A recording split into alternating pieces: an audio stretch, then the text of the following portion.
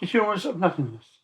Not so much a brush with death as a playful blow on the forehead with the flat of his sigh.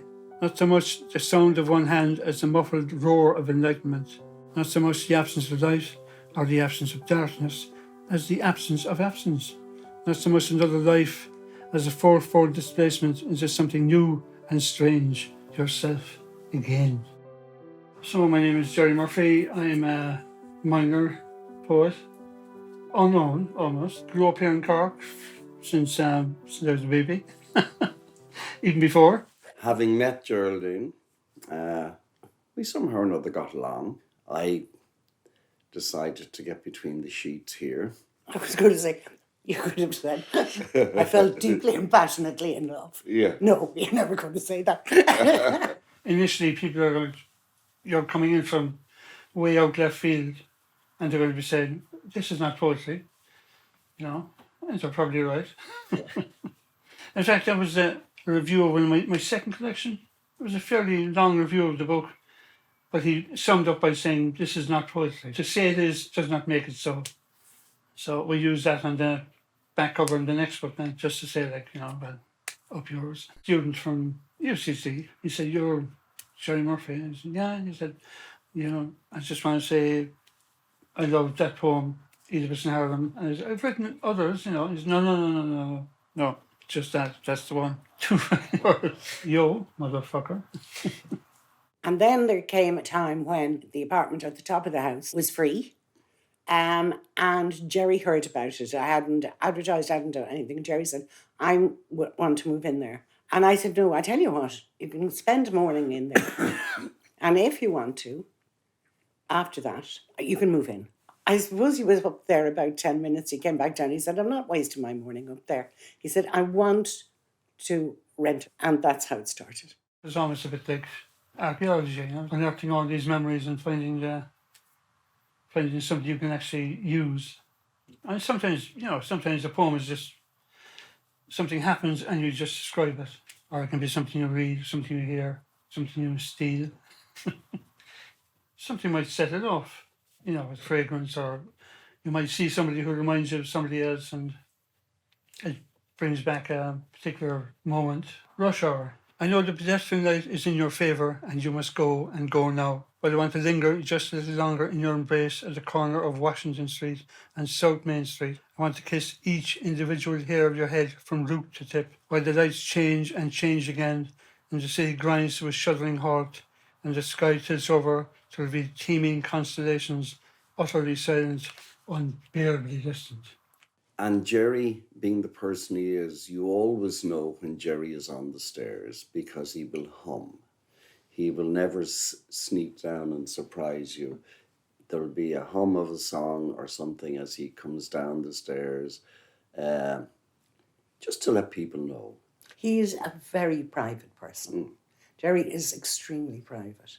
And he is also very careful about maintaining our privacy, you know, which doesn't often happen. Also, besides being private, there is also that sense of he came to stay.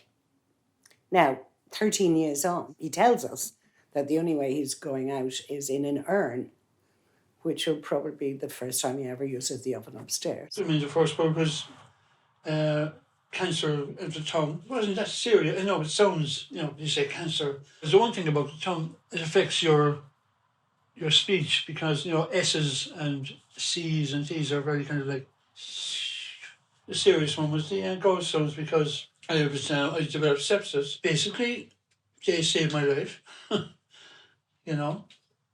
And Gerald knew there was something wrong, so she was keeping an eye on me. And she came up to me one particular morning and I was just rambling. When we knocked on the door, the answer was gibberish. And we went in and he was sitting in his chair at the window where he had been all night and he was frozen stiff. She knew there was something wrong, so she called the ambulance, you know. You ring 999 and you call for an ambulance, and that's what we did. We went through this scenario where Gerry had said the only way he'd be ever leaving the house was in a box, sort of thing. And the notion of him being carried down on a wheelchair to an ambulance was kind of Horrible reality. horrible. It was almost like, had he foreseen this notion? I was very lucky. It's a funny thing. There was no sense of fear about it. It was just like a drifting off. It wasn't dramatic. It wasn't like, ah, Jesus, we're enjoying here. It was just like looking out the window. But there was no, what would you call it, screaming for your life or something. It was just very, very calm.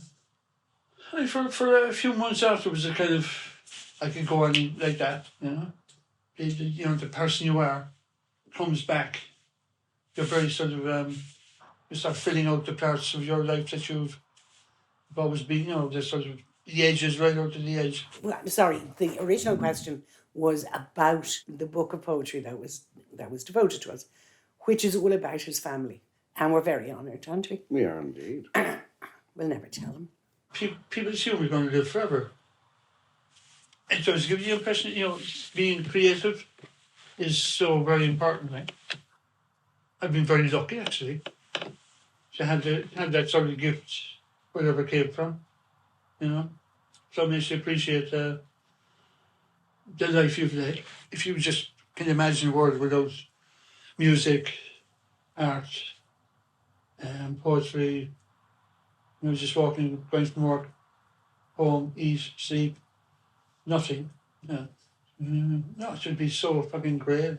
Poet from Limerick called Desmond O'Grady, who died about 3 or 4 years ago. But he was saying something like, live full lives, leave some record. Because most people don't. They don't leave a record. There's nobody left to tell you who they were. There's no memories, there's nothing, just maybe, something on a tombstone. I mean, you're very lucky if maybe 1% of it survives, and that's basically it. You're leaving something, a record of your life, basically. There's one that he does about dancing on his father's shoes. I'm very moved by it. Dancing with my father. In those days doled out between the twin glum lights of John Charles McQuaid and Eamon de Valera, when physical affection between males was automatically frowned upon, I would occasionally ask my father, an elegant dancer, to teach me to dance. Under the cover of clumsiness, as he swept me into a basic waltz, I would manage to trip him into a fall-saving hug, which he would shake free from easily, though always with a hint of a smile, then regain an upright posture and resume the waltz. My brother was asking him about that. He said, what happened? No, I needed it up.